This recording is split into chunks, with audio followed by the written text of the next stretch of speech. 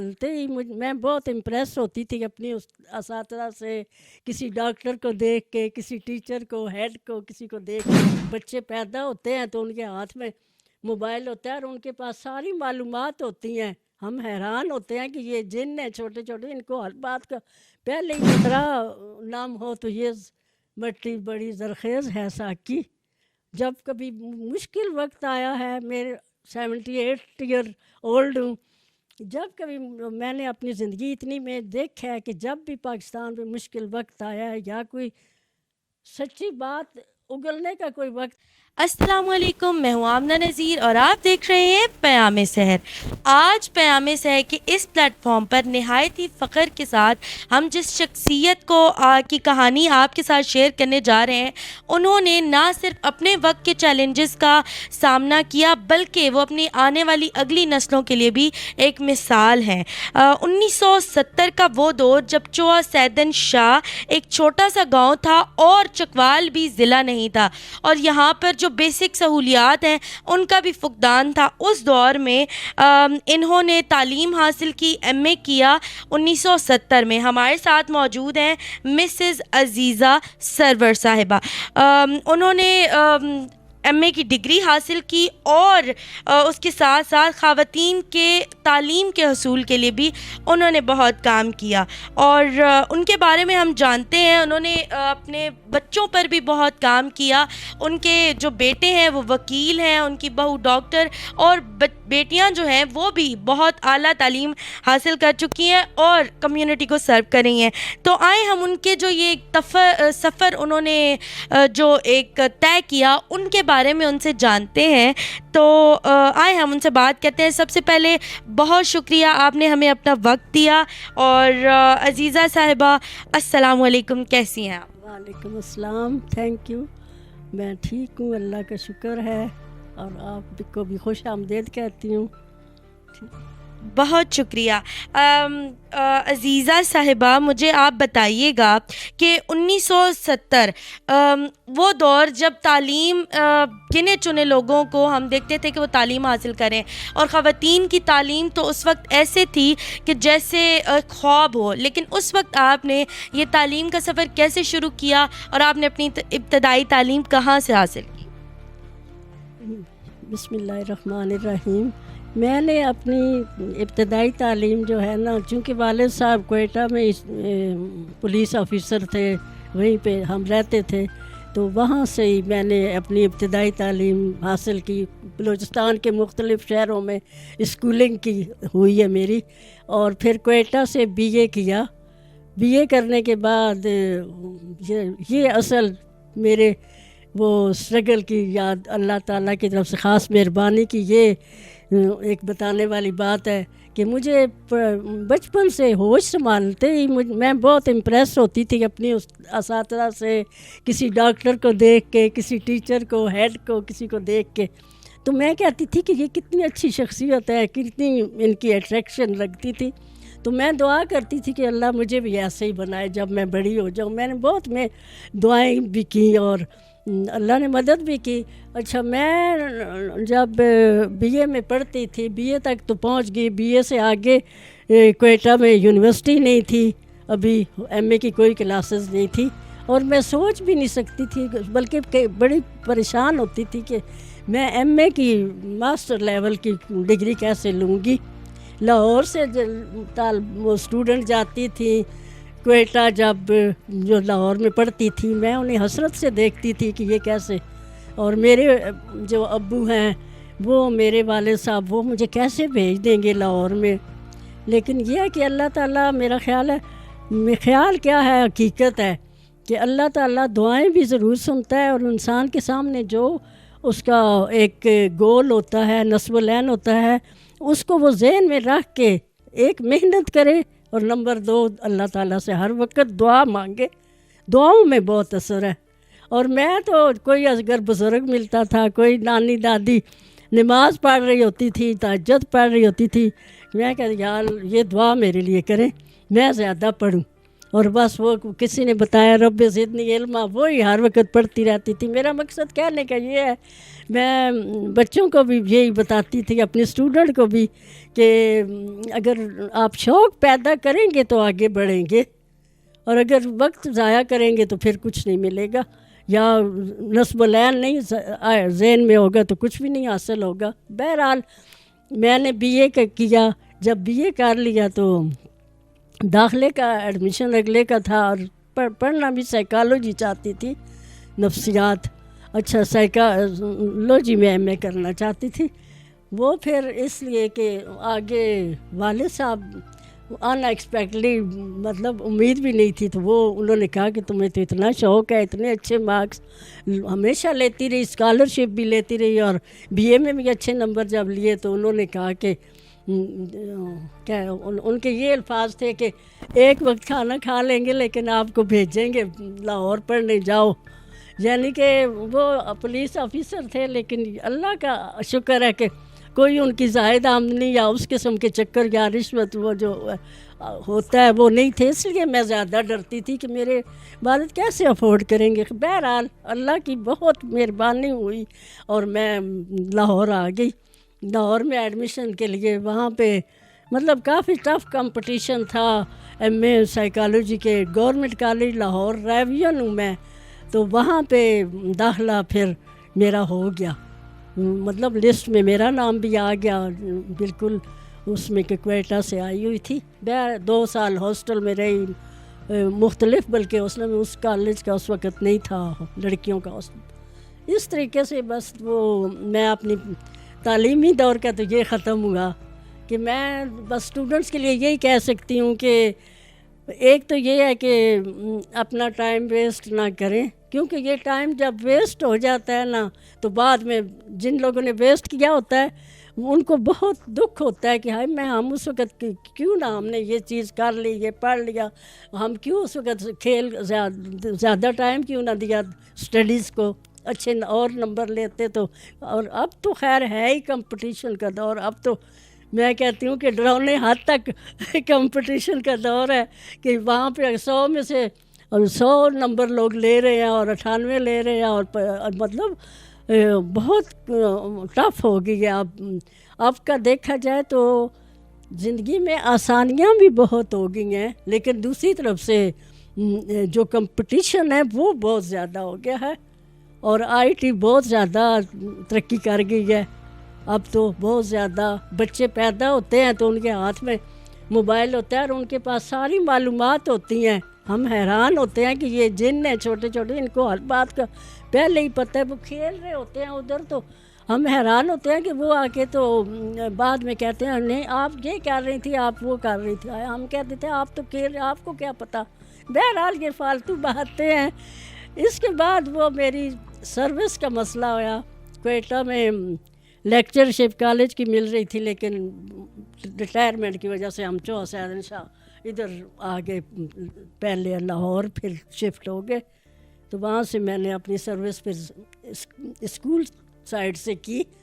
وہ بھی مطلب یہ نہ سوچا کہ اب اسکول میں نہ کروں تو یہ میں تو اتنی زیادہ پڑھی ہوں, کالج میں ضرور جاؤں. بہرحال اسکول کی میں نے SST کے طور پہ ایکسیپٹ کر لی اور شروع کر دی. اور وہ قصور جاتی تھی لاہور سے, قصور اتنے ہی ہیں جتنا کہ یہاں سے جیلوں میں. تو وہاں سے میں پھر ہر روز لاہور سے برقع پہنا اور اپنا اللہ کے ورد کرتے رہے, ذکر اذکار اور کرتے کرتے لاہور وہاں قصور 2 گھنٹے کا سفر کر کے پہنچتی تھی اور وہاں پہ جا کے تو اپنا وہ وہاں پہ ہیڈ مسٹرس مڈل اسکول کے ہیڈ مسٹرس لگ گئی وہ. حالانکہ اور اس چیز میں دکھ تو ہوتا تھا کہ کہاں گورنمنٹ کالج لاہور میں پڑھ کے اتنے اچھے نمبروں سے MA کر کے, لیکن جاب یہ والی کرنی پڑ گئی. بہرحال جاب ہو گئی, آتی جاتی تھی. یعنی وہ بھی میری ایک اسٹرگل کی اور میرے ذہن میں یہی تھا کہ اگر میں بیٹھ گئی تو پھر تو میں کوئی بھی جاب نہیں ملے گی یا پرائیویٹ سیکشن میں جانا پڑے گا. پرائیویٹ میں جب وہ بات تو نہیں تھی جو کہ مطلب گورنمنٹ کی جاب میں ہے. बहरहाल इस तरह तकलीफ़ें उठाते हुए जाती थी आती थी। फिर उसके बाद मेरी सब्जेक्ट स्पेशलिस्ट के तौर पर एसएस हायर सेकेंडरी स्कूल में मेरी पोस्टिंग होगी। वहाँ पे फिर मैंने हायर सेकेंडरी स्कूल चौहा सैदन शाह में भी मैंने 2 साल काम किया है प्रिंसिपल के तौर पे। चौहा सैदन शाह हायर सेकेंडरी स्कूल में 2 साल किया काम। इसके बाद मैं चली गई, मेरा ट्रांसफ़र हो गया नंबर 1 स्कूल जेहलम में। नंबर 1 जेहलम में मैंने सर्विस की है। तो उसके बाद वहाँ से Islamia higher secondary school Jhelum में ट्रांसफ़र हो गई मेरी और प्रमोशन हुई, यानी 19 ग्रेड में मेरी प्रमोशन हुई। तो मुझे इस्लामिया हायर सेकेंडरी स्कूल है, बहुत काफ़ी बड़ा स्कूल है वो, मतलब पहली जमात से लेके 12वीं तक। वहाँ पे फिर प्रिंसिपल आखिरी जो 5 साल है वहाँ रहे हैं। तो ये मेरे कहने का बस ये है कि इंसान के सामने जो गोल हो, चाहे बच्चों के ज़हन में भी यही डालें कि वो सामने रखें और अल्लाह ताला से दुआ करते रहें। दुआएं ज़रूर अल्लाह सुनता है और ऐसे लगता है कि कोई गैबी ताकत उसको खुद ही राय बनाती जाती है। मैं आपको बता रही हूँ, क्वेटा से लाहौर पढ़ने की कोई आसान काम नहीं था। और फिर उस घराने की लड़की जहाँ पे पर्दे का और इस किस्म का हो के आए, को एजुकेशन में नहीं जाना, जो घर से बाहर नहीं जाना, लेकिन वो एक अल्लाह ताला की तरफ से गैबी एक मदद थी जो, लेकिन और वो सिर्फ दुआओं की वजह से। मैं तो बच्चों को कहती हूँ नमाज़ें पढ़े, अपने दीन पे कायम रहें, दीन पे कायम रहें। मैं हमेशा यही कहती हूँ कि दीन पे, और माँ बाप की भी ये ट्रेनिंग होनी चाहिए कि घर में वो सिर्फ असातिज़ा पे ना छोड़ दें और असातिज़ा जो है वो पेरेंट्स पे ना छोड़ दें, बच्चों को तवज्जो दें। मैं जॉब करती रही हूँ लेकिन मैंने अपने बच्चों को कभी नेगलेक्ट नहीं किया, मैंने अपने बच्चों को पूरी तवज्जो दी है। तो इसलिए अल्लाह का लाख लाख शुक्र है कि वो भी सारे अच्छे एजुकेटेड हैं और अपने अच्छी सेटल है, अल्लाह का शुक्र है। तो ये है कि इंसान मेहनत करे, अल्लाह ताला से दुआएं मांगे। हमारा इतना बेहतरीन इस्लाम मज़हब है, इस बात पे कभी दुख भी होता है कि वो हमारे नसाब से, सिलेबस से वो चीज़ें हटा दी गई हैं जो हमें एनकरेज करती थी, जो हमें किससे, हमारे सहाबा कराम के, हमारे हीरोज़ इस्लाम के, हमारे सबसे बढ़ के रसूल पाक सल्लल्लाहु अलैहि वसल्लम की ज़िंदगी के जो सारे हालात हैं वो बहुत उजागर करके सामने सिलेबस में हों। मैं तो ड्रमेली हायर सेकेंडरी स्कूल वहाँ पे जेलम में थी, प्रिंसिपल थी, तो मैंने वहाँ पे उस जैसे बैकवर्ड एरिया में मैंने एनसीसी का भी इंतज़ाम कर दिया कि यहाँ की लड़कियों को भी कोई फ़ौजी तालीम हासिल हो, कोई इनको वहाँ भी मैंने उस स्कूल को इतना तरक्की दी कि वहाँ पे हर किस्म की इस किस्म एनसीसी तक के काम शुरू करा दिए, अल्लाह का शुक्र है। बहुत शुक्रिया, आपने ये जो सारी बातें की, आपका एक जो तवील सफ़र था वो उसके बारे में जानकर बहुत अच्छा लगा। आपने नातें और नज़में भी लिखी, उर्दू अदब में भी आपका ज़रा शौक़ है, उसके बारे में हमें बताइएगा। जी, मैं मैट्रिक से लेके बीए तक मैंने फ़ारसी पढ़ी है। फ़ारसी यानी बीए में फ़ारसी और साइकोलॉजी दोनों सब्जेक्ट थे, और वैसे मैट्रिक से लेके भी। तो वो जो फ़ारसी की आप लोगों ने भी पढ़ी होगी फ़ारसी, भाई फ़ारसी में बहुत अच्छी हकायतें होती हैं, बहुत अच्छी बहुत डीप किस्म की तसव्वुफ़ वाली नज़में नातें होती हैं। तो वैसे घर का माहौल भी कुछ इस किस्म का, में ख़ासकर मेरी दादी अम्मा बहुत, हालांकि अनपढ़ उस दौर की थी, लेकिन वो भी इतनी अच्छी बातें बताया करती थी और ऐसे मज़हब की तरफ रुझान इस तरह। तो कुदरती तौर पर कुछ अल्लाह का अपने करम होगा कि मैं शुरू से ही रसूल पाक सल्लल्लाहु अलैहि वसल्लम, मैं तो एक बहुत अदना से ग़ुलाम हूँ, कनीज़ हूँ, तो मैं दरूद पाक को बहुत ज़्यादा अहमियत देती हूँ और दिन हर मुसलमान को देता भी है। میں تو بہت گنہگار ہوں، لیکن پھر بھی پوری کوشش کرتی ہوں. شروع سے رسول پاک صلی اللہ علیہ وآلہ وسلم سے بہت عقیدت رکھتی ہوں، ان کی زندگی کے حالات سے بہت متاثر ہوتی ہوں، اور بے اختیار دل چاہتا ہے کہ اسکولوں میں ان کے جو احادیث ہیں، ان کی جو زندگی کے طریقے ہیں، جو ہمارے صحابہ کرام کے طریقے ہیں، وہ ہمارے اسکولوں میں اب بھی چل جائیں. ابھی بھی ہمارے جو نسل ہے یا ہمارے جو اسٹوڈنٹ ہیں، ان کی وہ ان سے ہم مایوس نہیں ہیں. اب کچھ لوگ تو جیسا کہ آپ کو پتہ ہے، کچھ لوگ جی آپ جو سب کچھ ڈوب گیا، اب کچھ نہیں رہا، یہ ہو گیا، وہ ٹھیک ہے. بہت ہی تکلف اور بہت ہی رسمی اور قسم کی باتیں آ گئی ہیں اسکولوں میں، کالجز میں، بہت آزادی، یہ نہیں، لیکن پھر بھی دل کو یقین ہے، آس ہے، امید ہے کہ انشاءاللہ تعالیٰ ان میں سے ابھریں گے. ذرا نام ہو تو یہ مٹی بڑی زرخیز ہے ساکی.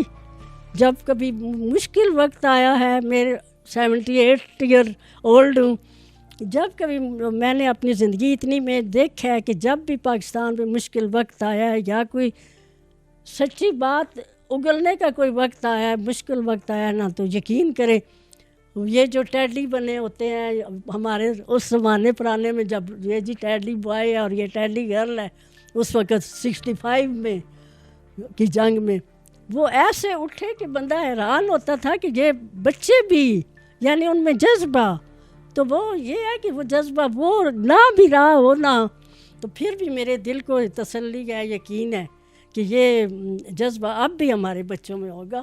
اگر 50% لوگ بدل گئے ہیں نا، اور آزاد اور یہ وہ عام گھروں کے تو لوگ یہی ہیں نا، جیسے آپ دیکھیں آپ لوگ ہیں، آپ یہ ماحول ہے، یہ آپ کے لباس کا، آپ کے طریقے کا، آپ کی بات چیت کا، یہ اس لیے ہمیں مایوس نہیں ہونا چاہیے. یہ نہیں کہنا چاہیے کہ اب جی پاکستان تو گیا، اب تو جی سب کچھ ختم ہو گیا. ہمارے بچوں میں، ہمارے جو گھروں میں اب بھی بہت اچھے ماحول بھی ہیں، اور اچھے لوگ زیادہ اچھے ہی ہیں، اور انشاءاللہ ان میں سے ابھریں گے نا ہیں. اور جس کی اللہ وہ رسول پاک صلی اللہ علیہ وسلم نے بھی تو پیشن کی ہوئی ہے نا کہ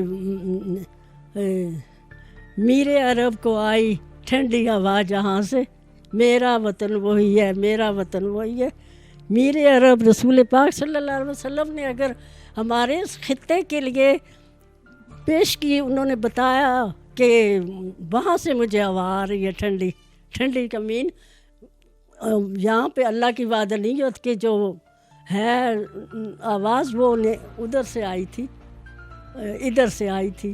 تو اس لیے ہمیں نا امید نہیں ہونا چاہیے، لیکن یہ ہے کہ دعاؤں کی بھی بہت ضرورت ہے، بہت زیادہ ضرورت ہے.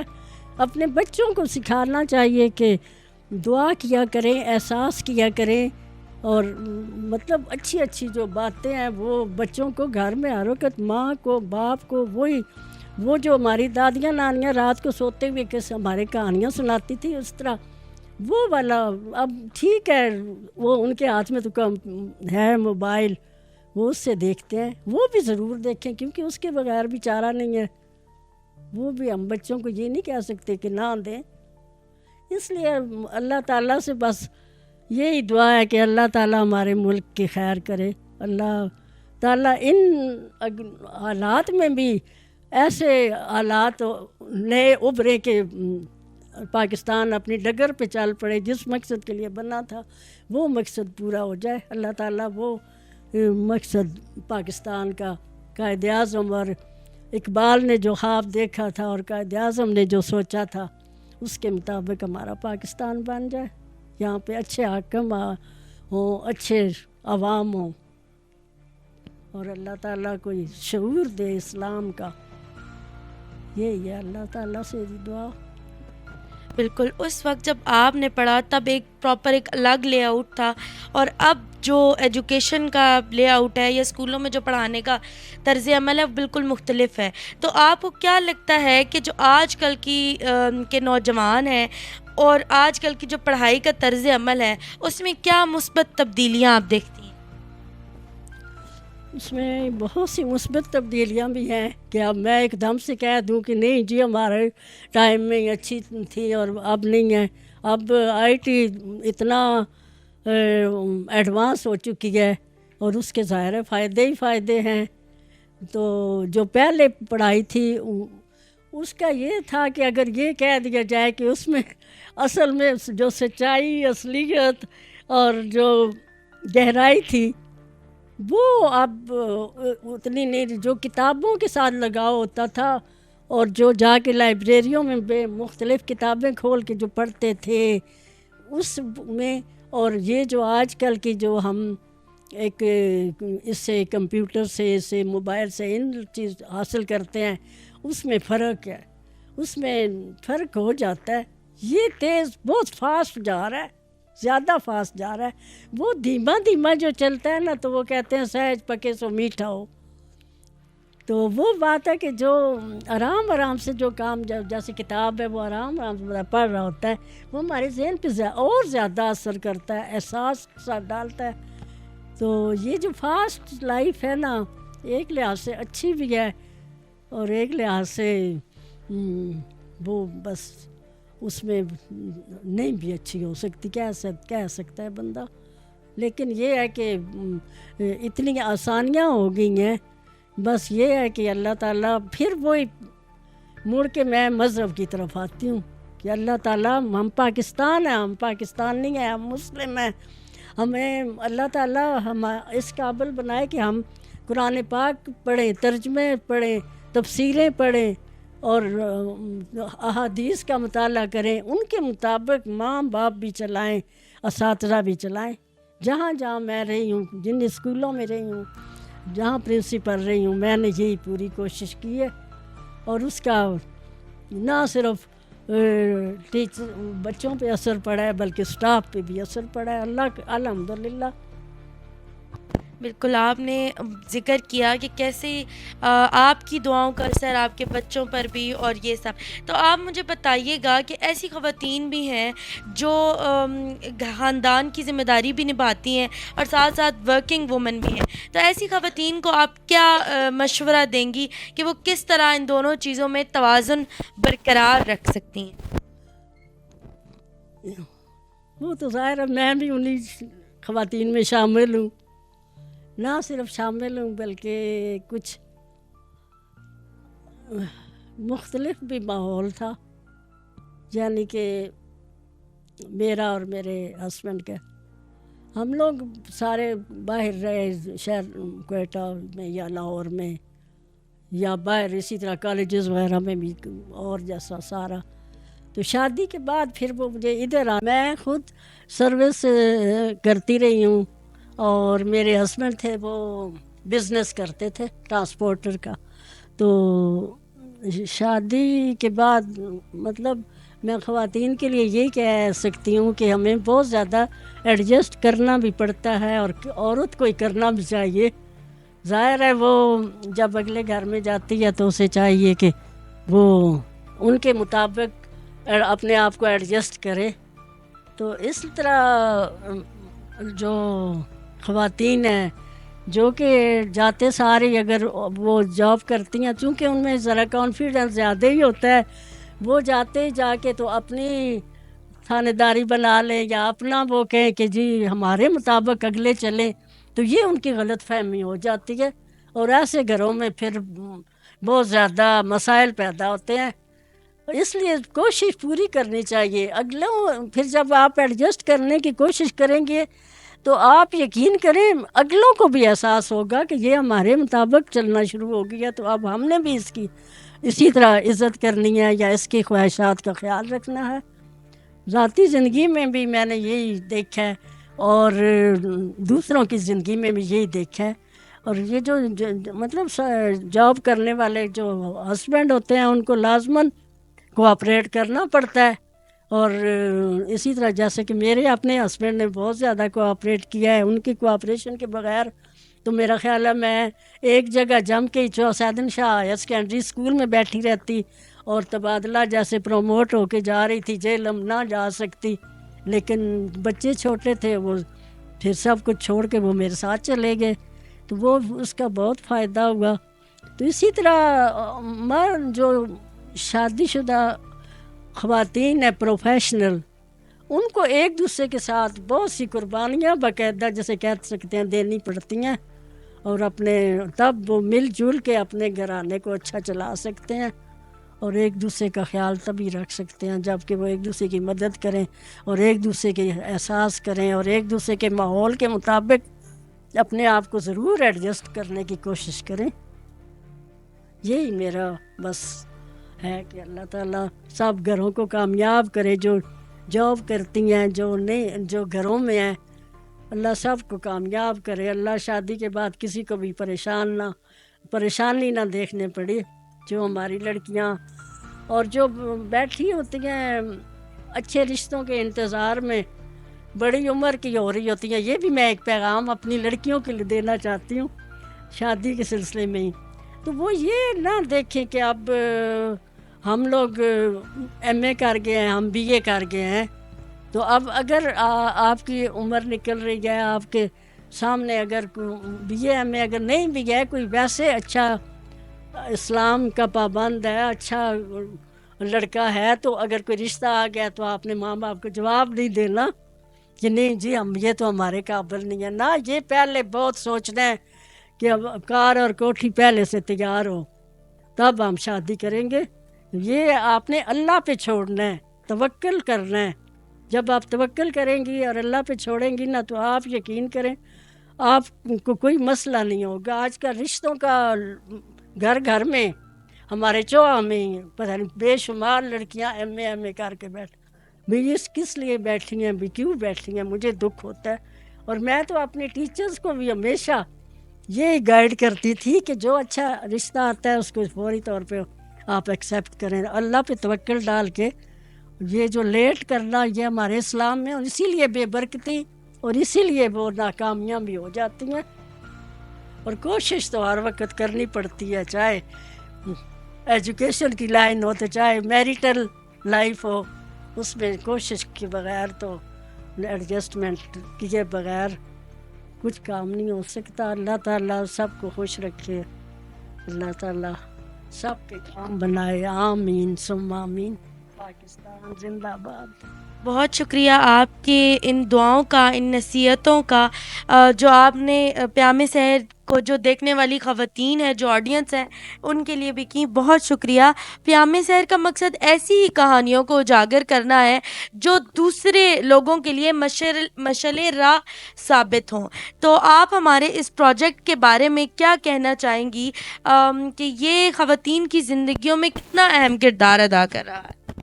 یہ آپ کا یہ جو پروگرام ہے پیام سحر، واقعی پیام سحر کی اس کا مطلب کے مطابق ہی ہے کہ آپ بہت اچھا کر رہی ہیں. آپ اتنی ڈیسنٹ طریقے سے، اچھے طریقے سے آپ یہ کوشش ہے کہ آپ جو ایجڈ لوگ ہیں، جو بڑے ممبر لوگ ہیں، ان کے زندگی سے فائدہ اٹھائیں. بھائی ان کی زندگی میں کیا انہوں نے کیسے آگے بڑھی اور کیسے کامیابی حاصل کی. یہ آپ کا بہت ہی اچھا ایک آپ نے یہ پروگرام بنایا ہے اور بہت اچھا ہے. بلکہ مجھ سے تو پوچھے تو یہ کار ثواب ہے کہ آپ اچھی باتیں کہیں سے ایک جگہ سے لے کے اگر آگے کسی اور تک پہنچاتی ہیں. کوئی اور ایک بندہ بھی موٹیویٹ ہو جاتا ہے تو وہ بھی کہتے ہیں نا کہ ایک بندے کو بھی اگر ہماری اچھی نیکی کا اثر ہو جاتا ہے تو اس کا بھی اللہ تعالیٰ کے یہاں تو کئی گنا اس کا ثواب ہے. اس لیے میں تو آپ لوگوں سے مل کے مجھے خوشی ہوئی ہے کہ آپ جو لڑکیاں بہت اچھا کر رہی ہیں. اللہ تعالیٰ آپ کو کامیاب کرے. اللہ تعالیٰ آپ کو اپنے مقصد میں، آپ کے دل میں جو پروگرام جو آپ نے طے کیے ہوئے ہیں اس کے مطابق اللہ آپ کی ضرور مدد فرمائے. آمین ثم آمین. بہت شکریہ. بہت اچھا لگا آپ سے بات کر کے، آپ کے تجربے سے سیکھ کے. آپ کی کہانی سے ہمیں یہ سبق ملتا ہے کہ اگر آپ اپنا گول سیٹ کر لیں اور اللہ پر توکل رکھیں تو آپ اپنے گول کو اچیو کر سکتے ہیں. اور بہت شکریہ آپ کے اس ساری جو آپ نے نصیحتیں کی، دعائیں دیں. آپ کی کہانی سے آپ کی کہانی ہمیں ہمت دیتی ہے اور حوصلہ دیتی ہے کہ ہم بھی کسی مقام تک پہنچ سکتے ہیں. بہت شکریہ. اگلے پروگرام تک. اب اگلے پروگرام میں ہم ایک نئی شخصیت کے ساتھ آپ کے سامنے ابھریں گے جو آپ کے لیے مشعل راہ ثابت ہوگی. بہت شکریہ. اللہ حافظ.